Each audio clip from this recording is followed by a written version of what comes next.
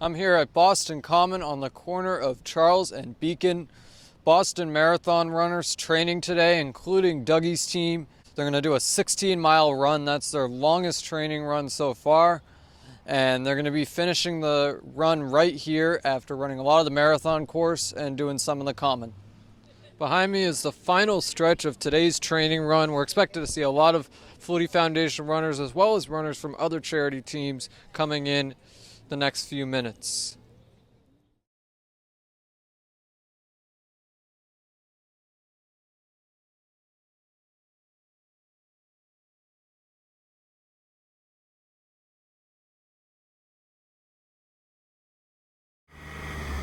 Oh boy, it's hot today.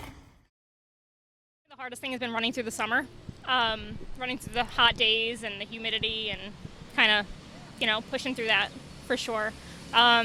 Looking forward to it being cooler in October, hopefully, and it not being so humid and hot. I think it's a lot hotter right now. Like today was probably one of the hottest runs we've ever done and the longest. So, but I think, I've done a lot of half marathons in October and it's kind of like the perfect temperature as long as it's not raining to run because it's not too cool. There's usually, not too hot. It's kind of cool. There's usually a breeze. So I think people are thinking that this is going to help them because it's not going to be this hot. My legs feel great. I feel like I could have run another 10 with my legs, but it's just the heat right now and getting enough hydration and all that. Usually the marathon is in April, so usually you're training during the winter months. However, now that it's in October, you're training during the summer. So in Massachusetts, obviously it's muggy, it's hot.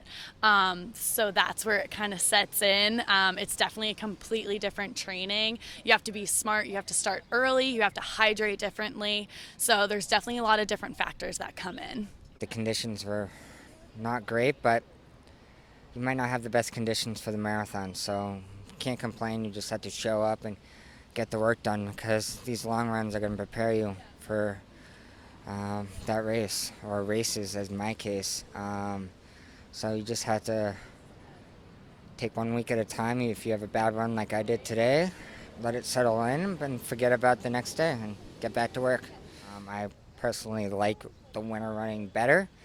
And I think a lot of people would agree with me on that one, even though it's cold. I would rather run in the cold than the heat any day.